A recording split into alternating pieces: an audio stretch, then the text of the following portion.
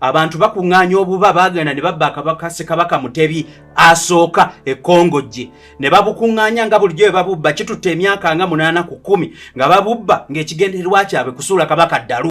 Twategeezezzaako ku mulangira bwe bakulembera obwakabaka buno Kabaka Katebe oyo nno nga ye mulangira Juma Katebe oyo akulembera emisambwa bwe bakulembera ne Ssaabasajja Kabaka aliko okusuula Kabaka Eddalu tekitandise kati kyatandika dda. Ampuliriza nga bano batuuka n'okuziikula amalaalo wulira agaba Ssekabaka ne bajjayo eŋŋumbagumba okutuuka okulaba ng'omusajja bamusuula Eddalu. Kigendererwa ki? Ogenda biwulira olunaku lwaleero nti abantu abasinga okubeera nga balabe baffe be batubeera ku lusegere bennyini nnyini abatubeera ku mwanjo abatandikirwako kya nnaku nnyo kakati mu mbeera y'emu okubanja n'okunoonya Ssaabasajja Kabaka kati olutalo lususe sinzigulupya nnyo kakati lufuuse lwa kulumba ate genda Namibia kujjayo Kabaka kumununula mu buwambe kakati nno ate we twolekedde abeekozeemu omulimu guno ampuliriza balayidde tebadda mabega okufa n'okuzaalibwa kumu Ssaabasajja Kabaka kati agenda kunonwa mu ggwanga erya Namibia akomezebwewo Uganda kifuba oba mwagala oba temwagala kakati mu mbeera y'emu Honorable Ssemujju Nganda ono mukwano gwange ampuliriza ono naye atuuya nazikala kubanga amaze okubeera nga naye azuulwa bakubyekubye ettooki bagenze okumulaba ng'omusajja ono naye ensolima ewedde emirimu bulijjo ayogera ebigambo nayogera kino nayogera kiri n'asiiga akazigo era ng'ono tawabulwa nga tawuliriza kakati amawulire gamaze okubeera nga gavayo nga gakakasa nti omusajja ono n'empuuga balinnya mu kimu nnyo era munneefanfe n'ebyokubba ssente ono amuwagira 10 ku 10 okulya ssente ezo kyokka nga mu mbeera y'emu ampuliriza Ssaabasajja Kabaka wa Buganda twongere okubeera nga tumusabira President Kyagulanyi Ssentamu Mitembo kakati waliwo akakodyo akazze wuliriza nnyo wano akakodyo akazze ono abasajja bagamba okusinziira ku mawulire agatana bakubeera nga gakakasibwa nti ono banasalawo okubeera nga bamusiba obutatambula countrywide tour okubeera nga atambula n'okubeera okusinkana abalonzi be kyandibaviiramu akabasa kati wulira ebigambo bibino bimaze okubeera nga bisomolwa bano bagenda kuteekawo ennyonyi wuliriza ennyonyi helikopita kati nga baba bakugenda mu kitundu gy'alina okulinnya oba ayagala oba tayagala kekakwakulizo kati mbu akagenda okufuluma bw'anaddamu okubeera nga asinkanye ne poliisi alina kulinnya helikopita okugenda walaga kyokka nga ate era balina okumuwa essaawa nga atuuse wali zaalina okumalawo asobole okubeera nga addamu alinya helikopita bamukomyewo kakati nno ogenda biwulira mu bujjuvu mukwano gwange bigambo binene bitiisa kakati nno nze Eke Master natudde emabega w'omuzindaalo okwanjulira ensonga yonna olwo mmaze okubeera nga nteekako galubindi tutolontoke mukwano gwange ampuliriza mu bigambo byonna byonna ogenda kubeera nga obiwulira gano n'amalala mangi gonna nga akuleetedde ogenda kubeera nga otya ensi eno ampuliriza ebigambo binene nnyo Haji Miti musajja musomi wa ddwa era nga bulijjo gwentambula naye ku nnamba gyolaba ya 15 teweerabira omukono ako ng'olina ekizibu vidiyo sooka ogimpere ekigalo mukwano gwange ampuliriza buli lw'ogiwa ekigalo oba ogiwadde mileage buli munnayuganda yenna waali aba agenda kubeera ng'afuna information eno olusobole okubeera nga tununula ensi yaffe n'okubeera nga tetusumagira n'okubeera nga twebaka bwebasi bw'obanga okyali mpya nkusaba subscribinga ku mukutu gwaffe guno gwa EKTV omukutu gw'omuntu wa wansi omukutu ogw'enkyukakyuka nange Eke Master emabega w'omuzindaalo nze mbeerawo nakugamba nti WhatsApp namba eyo gy'olaba oteekako olimba lwonna olwa struggle tujja kulukukubira wano direct oteekako olimba lwonna olubanja Kabaka tujja dukuba no direct kubanga ku radio ne ku TV tebajja kubeera nga bazikuba kati katuzeekubire omusajja Charles Peter Mayiga akankanye atidde emisambwa ampuliriza ogenda kuliya ebigambo ebirala nga ate binene kansokere mu luyimba olw'enkyukakyuka nga bwe mbagamba nti muziteekeko nja kuzikuba paka kuwulira bubi tusimbudde na luno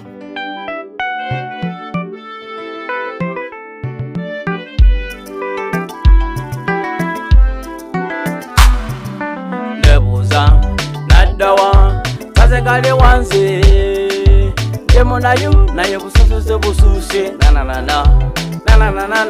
nebuza nadawa saze kale wanze demo nayo naye busose bususe na nebuza nadawa saze kale wanze demo nayo naye busose bususe na nebuza nadawa saze kale wanze demo nayo naye busose bususe na nebuza nadawa saze kale wanze demo nayo naye busose bususe Baita lolo webuzanyo baita kubuse busabano kumalira abantu mu makomera n'abatakuwagira guba musango bababudamya naye mutulaze nyolo n'okusirika ennyo ne guba musango Bobi Wine bwe yajja muri katengo gavumenti yakulema giwennyiniyo ate nkusaba gundi ode mu kyalo nebuuza naddawa kaze kali wanze emo naye bususuze busuuse nananana nebuuza naddawa kaze kali wanze emo naye bususuze busuuse nananana nebuuza naddawa kaze kali wanze emo naye bususuze busuuse nananana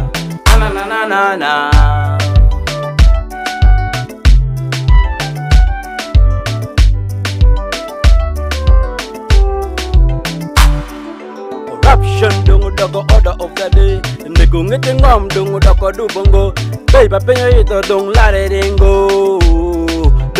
rengo Dwatino doko dung marafuku Somo mimanano dungu doko sente Ngiti Uganda dungwa eyo malo Walunyi pite la marachi e Uganda Walunyi pira nyimba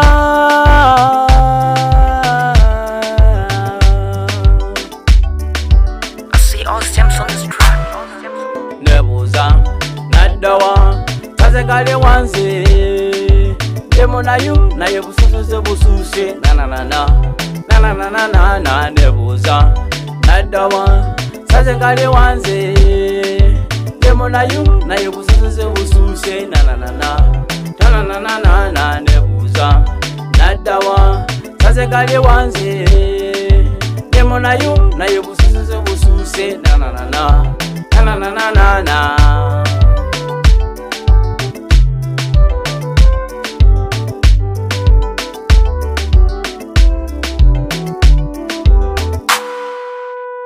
kakati nno nga tuvudde mu luyimbo olw'enkyukakyuka olwo tumaze okubeera nga tusimbula twolekere omulundi gumu mukwano gwange nga tewali alama kubanga wanaasigala tolama kakati nze nsimbudde amawulire gengera okubeera nga ntandika nago ng'eg'omusajja ono amanyiddwa nga mukwano gwange ow'ebitaano mpuuga kabbira oba omusajja omuli w'enkwe omuli olyomi abasajja batagala nkyukakyuka yadde n'akamu n'akeddagala be twamaze okubeera nga tuzuula jjukira nti ono yavaayo nabba miliyoni 5 kakati mu kwekaza ennyo n'afundikira nga yeekazizza nga amaze n'okubeera nga ateekawo ka gurupu ak'abantu abatono ennyo era nga bwe baava mu DP ne bakazi baabwe baba bakkirizaamu kati mu mbeera ye mukwano gwange ampuliza njagala okimanye nti omusajja President Kyagulanyi Ssentamu Mitembo ono yali yavadda mabega ng'omusajja ono yamulaba dda n'amukubamu n'ettooki era okutuuka okumu obwaloopu ng'amumanyi ng'era amulaba n'okutuuka okubeera nga amuwa komishona ng'era amulaba naye ng'ayagala omusajja ono akyuke kubanga yajjanga amubuulirira ng'abuulirira muganda we ng'alinga abuulirira mukulu we naye mukwano gwange omululu omusajja nga yalulunkana dda nga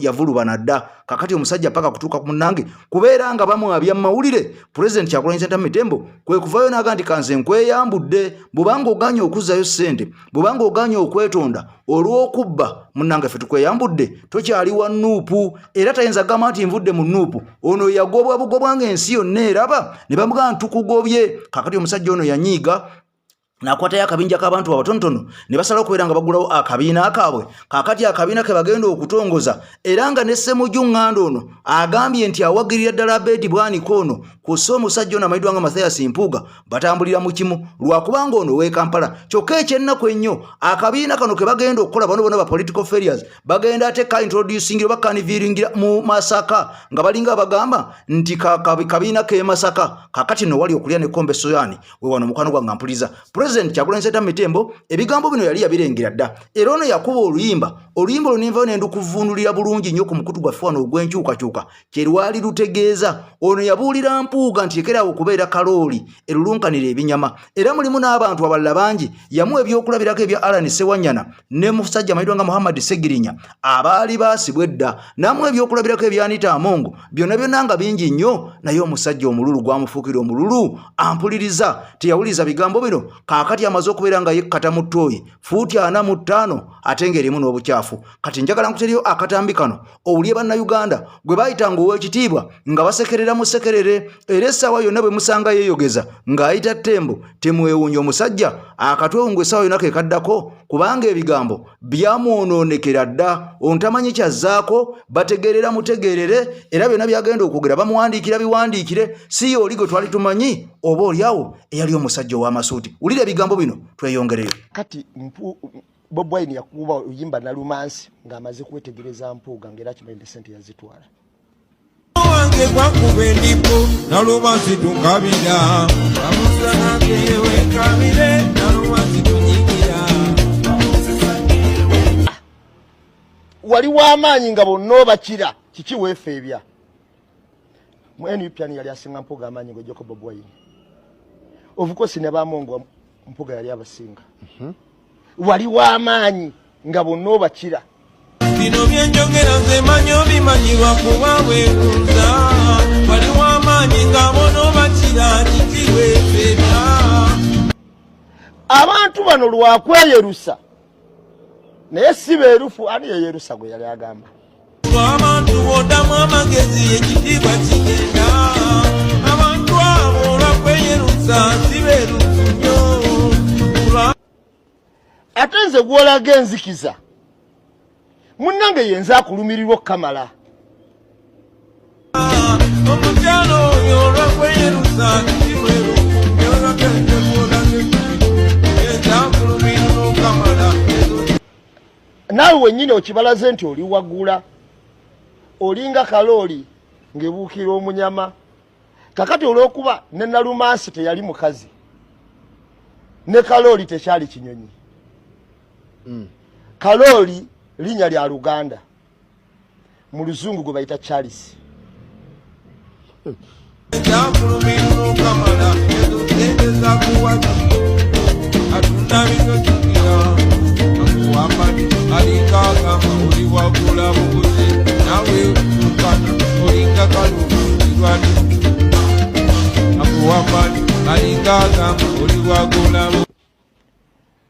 Nga nnyonnyola ono naawe obalaze nti oli waggula naawe kati ofaananira ddala nga Charles oli kuba ye twali twakimanya dda nti baamugula. Kalooli. Kalooli. Kalooli mu Luganda, mu Luzungu abeera Charles. Ye Kalooli. Information nga baagibika nnyo. Okiwulira. Mukutu gwa nkyukakyuka AKTV omukutu gw'omuntu wa wansi nakugamba nti amawulire gonna nga kuwa kasavu kanyama mukwano gwange gwe atugoberera tojja kubeera nga wejjusa fa amawulire tujja gakuteeranga wano gonna oba oliawo osobola okubeera nga ogategeera wabula gye tugedde olunaku olwaliro enkya ya leero ng'omwami amanyiddwa nga Okwari James Wasoti ono ng'abadde akola nga bawunsa oba omukumi wa gate wali ku head offices eza National Unity Platform. Mukama wange amaze n'ava mu bulamu obw'enseno Mukama Katonda amuyisa omusajja ono abadde akamana okubeera nga akuba embaga gye buvuddeko naye kyannaku nnyo nti comrade munnaffe ono amaze n'atufaako mukwano gwange ampuliza. Chris Obua e Denmark weebale nnyo baleddala kubeera nga otambula ne AKTV Osama Katono Nairobi nawe nkutumiddeko nnyo mukwano gwange gwe ampuliriza. Kaakati mukwano gwange Madambo Derek Congo oli Congo Kinshasa weebale nnyo gy'otuusako engalo kyokka mu mbeera ye mukwano gwange ampuliza nga sinaba kubeera nga neeyongerayo olina okubeera nga okitegeera nti omusajja amanyiddwa nga Honorable Joel Ssenyonyi ono nga yakulya oluda oluvuganya gavumenti oba muyite lopo yavuddeyo olunaku lw'eggulo n'aga nti mbasaba temuwuliza kwogera kwa Mwami Museveni. Mwami Museveni talina byagenda kugamba nsi, talina kyakyatugamba. Omusajja yakaddiwe lufuuse ku mpagala, talina kyatugamba yadde n'akamu n'akatono. Kaakati no mugende mukole emirimu gyammwe, abalina ebyokukola mu bikole, abatalina byokukola ne bwe mwebaka otulo, naye temmala budde bwammwe kuwuliriza musajja ono mbwakola State of the Nation. Kaakati no lunaku olwaleero kati mukwano gwange ampuliza ebigambo ebyo byonna nga bigenda mu maaso oba oliawo njagala oyongera okubeera nga okitegeera nti Ssaabasajja Kabaka Ronald Mwenda Mutebi owokubiri mu ggwanga erya Namibia gye yatwalibwa ne batulimba lima nti yagenda kubeera nga alaba ku muganda we olw'okuba yali afunye obwa ambasada bw'eggwanga eryo. Kaakati amawulire oluvannyuma ne gazuuka nti ono yali amaze okubeera nga atwalibwa mu ddwaliro ery'abakatwewungu, ery'abazoliga, ery'abatabufu b'emitwe mukwano gwange ampuliriza bali abaavaako dda abaakubwa. Kaakati abasajja bamaze okubeera nga beesulamu akambayaya beekumyemu ogutaaka bamaze okubeera nga beesula mu jjulume ne bagamba nti tutandike okubeera nga tukola ekikwekweto tova owenja vo omwange tugende tununule Ssaabasajja gyali mu buwambe. Kakati abantu bano bamaze okubeera nga bemobilizinga, wabula nga ekigenda maaso n'okubeera nga kigenda maaso, ab'Emmengo bonna bakyafuuse kyesirikidde ng'enkonge y'omu Luyiira, bakyafuuse kyesirikidde ng'enkonge y'omu Lusaalu, nga kino amawulire ag'omunda galaga nti bano banditeekawo kiremya ow'abantu bano okugenda okulaba Kabaka. Njagala ojjuke nti waliwo n'omwami omu eyavaayo ng'olukiiko lwa Buganda lutudde naga nti ffe abeesobolamu lwaki etulinnya ennyonyi ne tugenda ne tulaba Ssaabasajja ne tumutwalira ne Kadagala Kaganda ne tukomawo ne tubulya bannayuganda nti Ssaabasajja Kabaka tumusanze afaanana bw'ati. Omusajja Charles Peter Mayiga ono yamulemesa. Kaakati abantu batandise okwemebolayizinga nga kuliko Kasujju Lubinga, kuliko akulira ab'Engeye, ab'ebika bangi nnyo bamaze okubeera nga bakkiriza bonna ne bagatwerondemu abantu abagenda okubeera nga bagenda e Namibia okusinkana Kabaka n'okumulabako, kubanga ono Kabaka waffe si wa muntu Ssekinoomu Mayiga. Lwaki amukukulira, lwaki amukweka? Twogereko naye ng'abantu tumanye lwaki ali mu mbeera eno era lwaki yasalawo okubeera nga alonda kujjanjabirwa e Namibia mu kifo ky'okubeera nga akomezebwawo okwaffe okwaboobwe bwe lubanga lumbe Luganda lwe lumutawanya ffe kennyini tumwejjanjabire. Kaakati wano akasatiro katandise ddera nga Mayiga amaaso gatandise okubeera nga gamukanuka, kyazzaako tanaba kubeera nga akitegeera naye ng'akakodyo konna akaliwo either okukwata Ssaabasajja Kabaka okumuggyayo wali wennyininyini we baamuteeka mu ekyo ekirwaliro eky'Abakatwewungu oba okulemesa bano abagenda okugendayo okumulaba. Kaakati kwebyo ebibiri birinde essaawa yonna ogenda kubeera nga obitegeera. Sooka owulire akatambi kano ate tweyongereyo mukwano gwange. Video soko ojimpere ekigalo nga bulijjo. Ntambula na Haji Miti musomi waddwa mukwano gwange. Ennamba gy'olaba esembeyo 15 ya Haji Miti omusomi weddwa Kayingu. Ontakuba nsaasi era si wampiso wabula asoma busomiddwa. Kusinziira ku mawulire agagenda maaso n'okuba nti tegakwatagana bulungi, abakulu ab'ebika mu kaseera kano clan heads abakulu b'ebika mu Buganda nti bamaze dda okuyisa resolution baagala okusindika delegation babeeko ekibiina kye basindika kigende Namibia bakwebere ku Ssaabasajja then bakomewo babulire abazzukulu Ssaabataka ali atya. Ensonda ezeesigika zitegeezezza nti kanso ey'abakulu b'ebika beeronzeemu dda agenda obbakulembera, beeronzeemu dda agenda okubakulembera era batuwaga nti yessa agenda obbakulembera ye Omutaka Ssaalongo Gasingi Zitomutomba, ye Speaker wa Council Omutaka Frederick Rutankome Kayiira Gajule, yaliko omwogezi w'olukiiko lw'ebika era yakulira ekika eky'Embogo. Ensonga ne zitegeeza nti ono Kayiira Gajule bamulonze olw'ensonga nti y'omu kuba mikwano gya Ssaabasajja Kabaka egy'oku lusegere ennyo era amutegeera nnyo. Kati nti ye Mutumba yalondeddwa kubanga ye immediate supervisor w'ebika.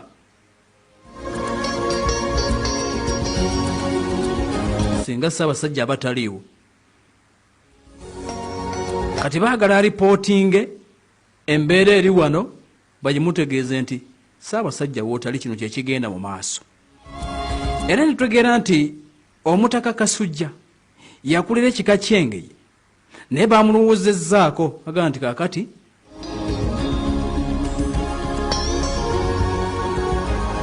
engeri ekiri nti mwab'Engeye mwe muvunaanyizibwa ku bulamu bwa Ssaabasajja Kabaka mu nkola ey'Abaganda, naawe genderako Omutaka Kasujja.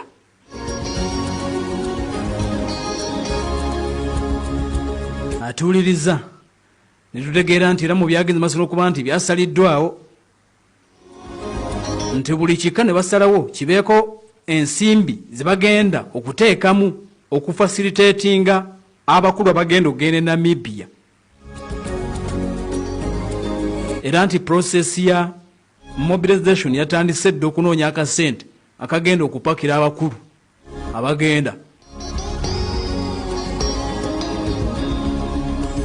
Newankubadde nti waliwo abagenze maaso n'okuba nti bawakanyizza enteekateeka eno nga bagamba nti abazzukulu ate bayinza genda masino kuba nti basonda ssente ez'abakulu b'ebika bagenda okutambula nga mu kaseera obwakabaka bukuŋŋaanya ssente empitirivu. Kyokka era nti waliwo abalina okutya nti enteekateeka zonna zibaliko abakulu emmengo nti bayinza okugenda maaso n'okuba nti bazirinnyamu eggere, kubanga nti era kibaddewo nga abakulu tebaagala bantu bamanye bulungi bikwata ku bulamu bwa Ssaabasajja mu kaseera kano obadde bukyakuumiddwa nga bwakyama mu kaseera nga mulwadde. Jjukira nti mu lukiiko lwa Buganda gye buvuddeko omu ku bakiise Profesa Badi Ludungu Kateregga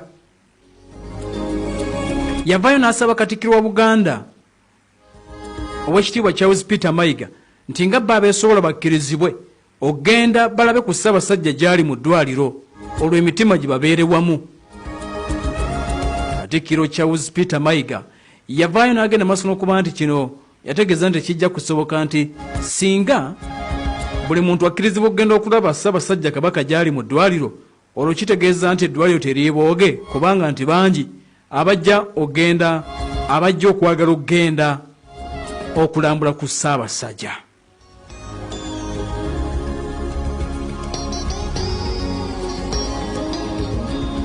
Kati nno munnange amawulire geego tegakwatagana bulungi naye nga kyolina okubeera nga omanya gatandise dde okubeera nga gafuluma era gabadde gankukutu ne gatandika okubeera nga gasaasaana mpolampola. Kati olomosi buli munnayuganda yamaze dde okubeera nga agategeera. Abakulu abakulira ebika baga nti tujja kukkiriza Ssaabataka kugendera mu mbeera eno nga naffe tutaddewo amaaso tutunula. Abaana balitubuuza nti Ssaabataka yaba atya, byajja bitya, byali bitya, yemmwe mwali luddawa, ye kaakati mwakolawo ki nga tutunula mpwangalinga embwa esudde ebyuma. Kaakati bano kwe kusalawo okwekolamu omulimu ne bagamba nti essaawa yonna bano bagenda kubeera nga boolekera basobole okubeera nga balaba kiki ekitawanya Omuteregga era mbeera ki gy'alimu era ddala katwewungu. Kaakati bano be bajja okukomawo oba oliawo batubuulire kubanga ab'Emmengo bennyini abeetolodde Kabaka mukama waabwe baasasula n'okusasula. Kati nga bano abali mu Buganda Land Board ne CBS naki ne BBS tekuli n'omu yadde akolola okusinya ku mbeera ya Ssaabasajja Kabaka. Abantu bano baawuttaala bannange. Abali Emmengo Ssaabasajja abamulya mu ngalo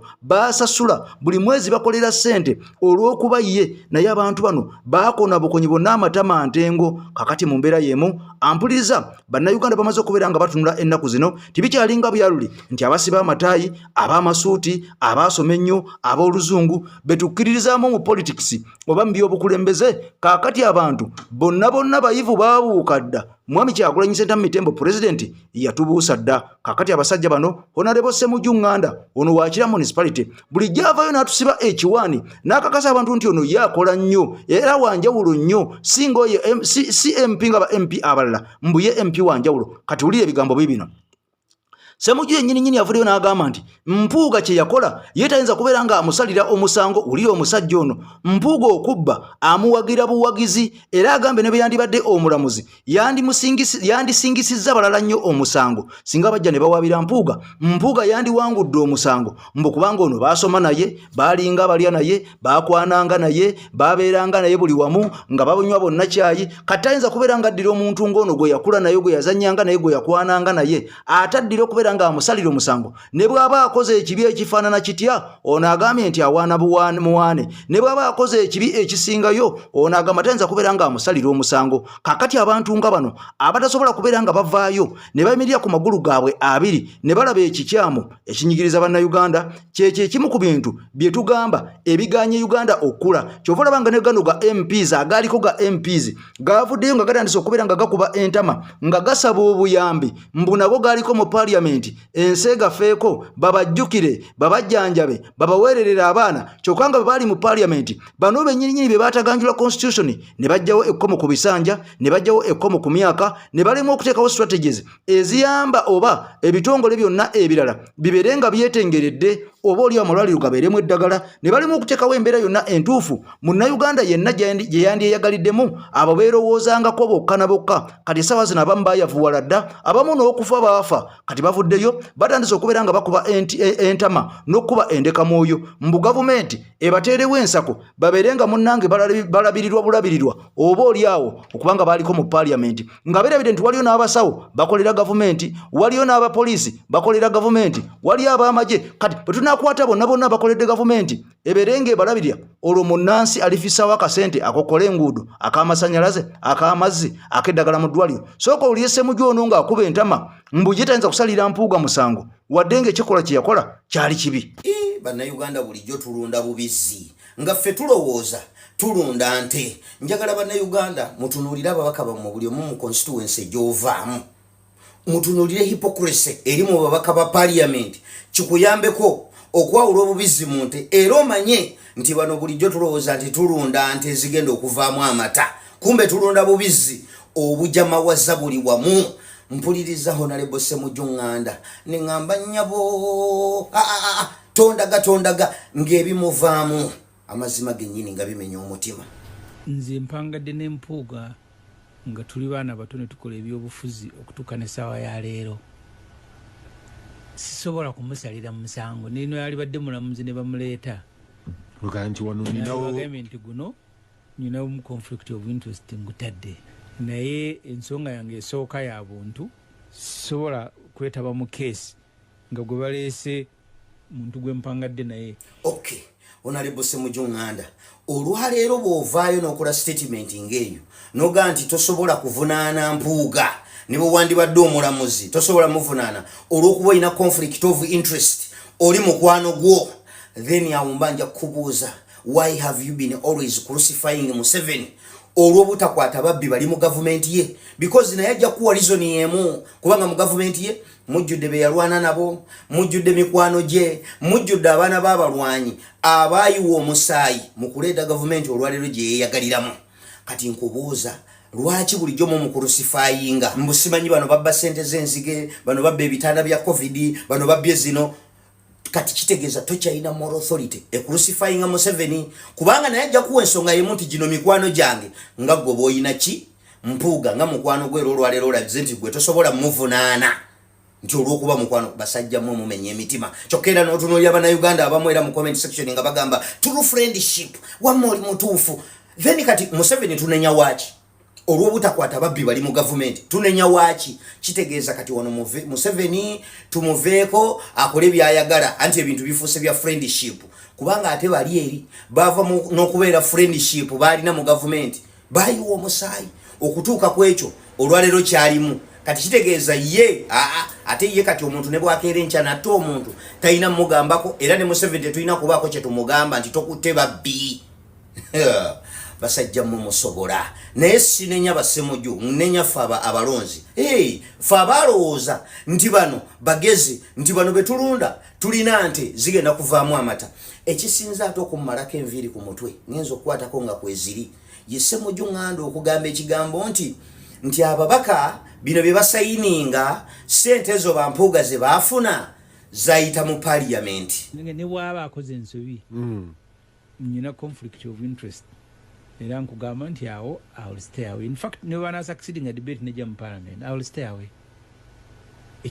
Point number one. Point eyokubiri eswaza sente olwaleero abakazi basayiningira emikono ziri mu bajeti ya parliament yayisibwa parliament ngenda kuwako ekiwandiiko okawulidde akugambye nti sente zayita mu parliament kitegeeza bwe ziba zayita mu parliament ababaka ffe twaziisa tewaliiwo nsonga lwaki tukurusifayinga mpuuga kuba sente ffe twaziisa nenkuzaayo emabega Honorable Ssemujju Nganda wajja wano n'olyoka otulaga engeri Museveni gy'ayonoonamu sente mu State House n'otulaga nti ono omukubi w'eddagala engato simanyi ono ateekawo dowamaati ono ayera obumooli bwa State House afuna sente bwe ziti simanyi ono amufumbira ng'otulaga extravagance enyonoona ya sente y'omusolo eri mu State House era ng'otulaga olina obulumi bungi nnyo ku sente eyonoonebwa mu State House naye ng'era wadde sente eno eyonoonebwa mu State House still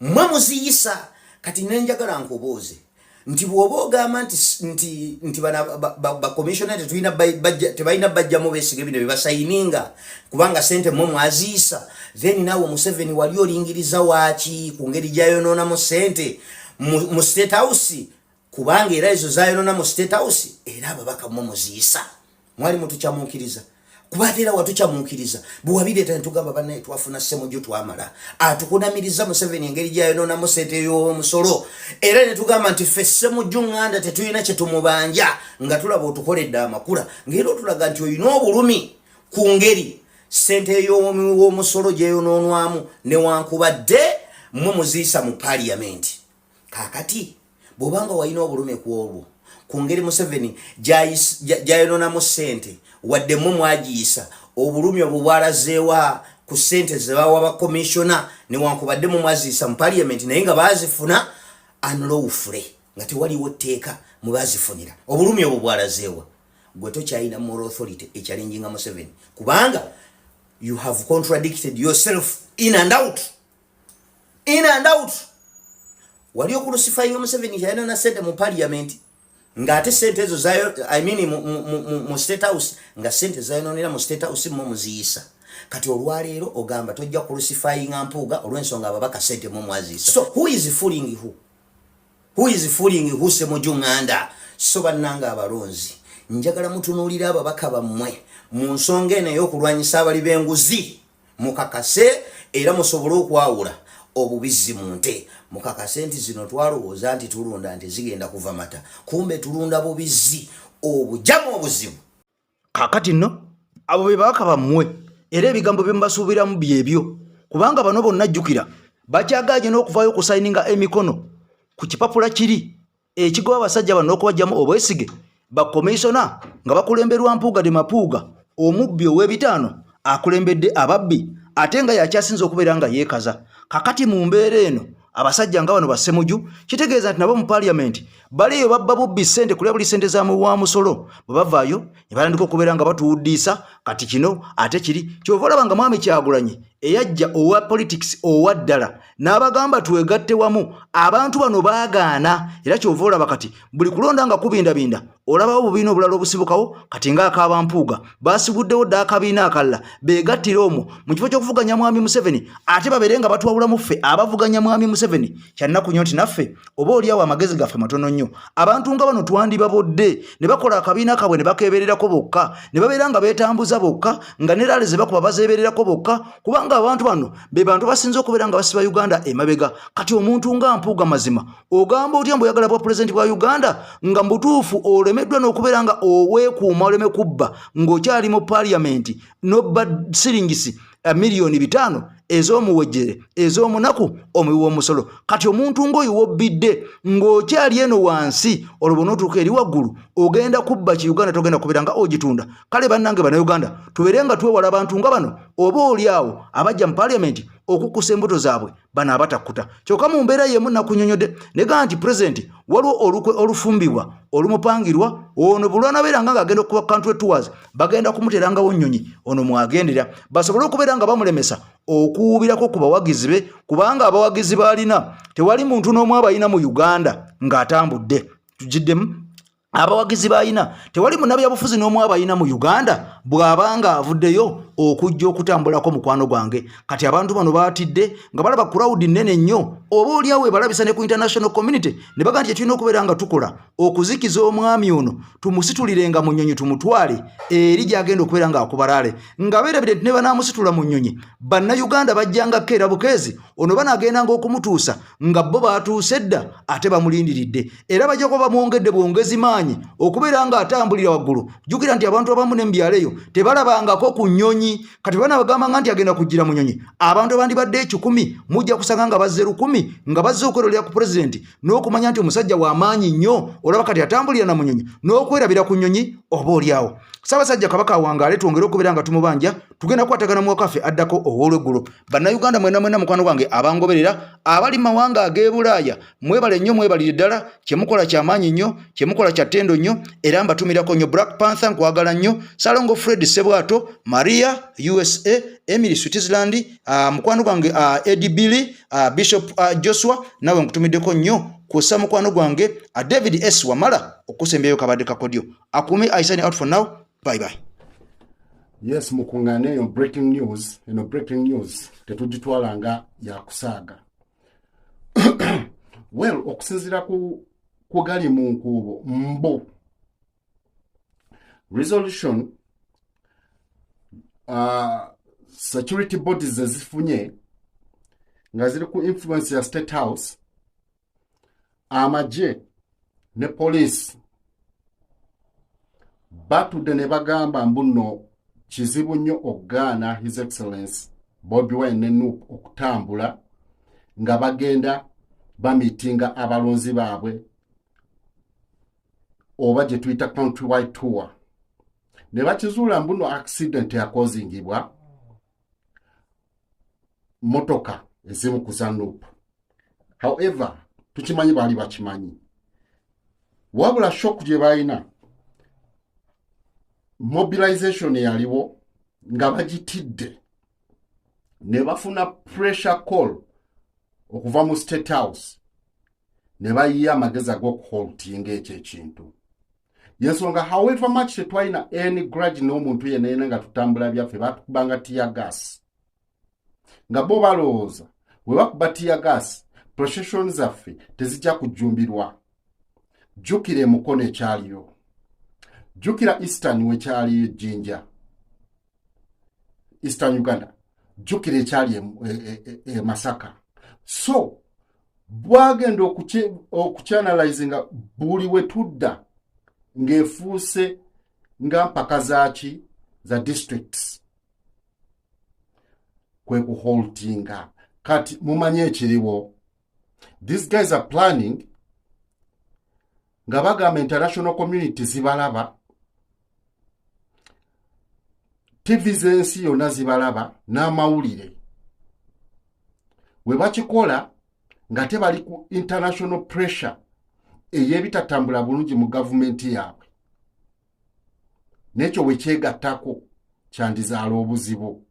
So bafunye ekyokusalawo. Batudde mu meeting ne bagamba nga bwe twatyanga gundi abantu okujjula ennyo mu nsonga ezimu ze tubadde tetwagala, twakwatanga Bobi ne tumuteeka mu chopa ne tumuvuga ne tumuteeka ewaabwe ne tuanalyzinga ki ekibaawo nga tulaba abantu bakakkana. Ne bagamba mujjukire embeera zonna we twamuteekanga mu chopa. Ne bagamba then kyetugenda okukola tulina okumuleka atuuze meetings ezo eza countrywide, naye ye okutambula balina mutambuliza mu military chopper. Kakati military negamba chopper yaabwe consumption yaabwe eri waggulu. Ne bagamba either tukwate chopper ya police, buli we tumanyi olunaku gundi agenda kutambula tumusaleke ewuwe tumuteke mu motoka tumulete tumuteke mu chopper tumusdropping walina okugendera okukola ki? Okukola procession ye. Ne bagamba ekyo kigenda bayamba emirundi ebiri. Ogusooka bagenda controllinga traffic ne impression y'abantu okumujjulako ng'ate international medias kati zibala abantu ne love gye balaga His Excellency. Ekyokubiri ekisooka mbuno abantu abo baba babasazeeko. Yensonga lwaki olaba bagamba atwavolinga n'abantu okuva e Kampala ne bagenda gyagenda okubira ki? Ye ndowooza yaabwe era gye batandise okutambuza nga bagamba ekyo bagenda kisalako. Ekyokubiri tugenda musu kuba ku speed ya chopper ne batula ne bevaluatinga speed ya chopper ne motoka kazibe pikipiki tebasobola kugamba muno. For example tugenda Mbarara ne tusimbula wano ne chopper, bano we bagenda otuukira ng'ate tumugyewo tumutute mu kifo ekirala nga programu zaabwe zinaatambula. Bano we banaatuukira nga at least amitiza abantu nga 2 oba 10 just aboku kyalo okukka abatono abanategeerako mbu chope mulese we banakunganira nga bamujjewo bamutadde walala ne bagamba ekyo kijja kuwa ensi oba eggwanga oba kijja confirming eggwanga mbu abadde atambula neki ne masses okuva e Kampala. Kati Kaluma nywera zaawo ne bagamba ani ana financinga jet fuel oba mafuta g'ennyonyi aganaamutambuzanga. Ne wabaawo asituka agamba tugenda kutuula ne NUP tubagambe oba bagala otambula baproviding jet fuel oyo bamusirisizaawo. Naye nga womanyi bano abasajja they can't fail to at least bagwa mu loss naye nga batuusiza kye baagala. Naye kye mbasaba bannaye let's say no nga tutambuza akatambi kano bategere mbuno kye baplani nga twakitegedde nnyo. Ebinyonyi byabwe bikadde olaba bitaba amagye watya bano nga baagala okuttira mu Bobby watya nga plani yaabwe yakumuteeka mu helicopter ogenda okulira mbu kyagudde watya nga bamuzinzeeko n'okutya kwe bayina watya ne bamuinjectinga oba ennyonyi gye baagala omutuuzaamu ne bagisprayinga mu be basprayinga mu kkomera lya Muhammad Segirinya. So let's protect our Mr. President. Let's protect our president. Let's protect our revolutionary leader. Let's protect His Excellency Robert Kyagulanyi. Bye babala tuba twabitegedde dda. Ate nze sinyooma lugambo, sinyooma mawulire.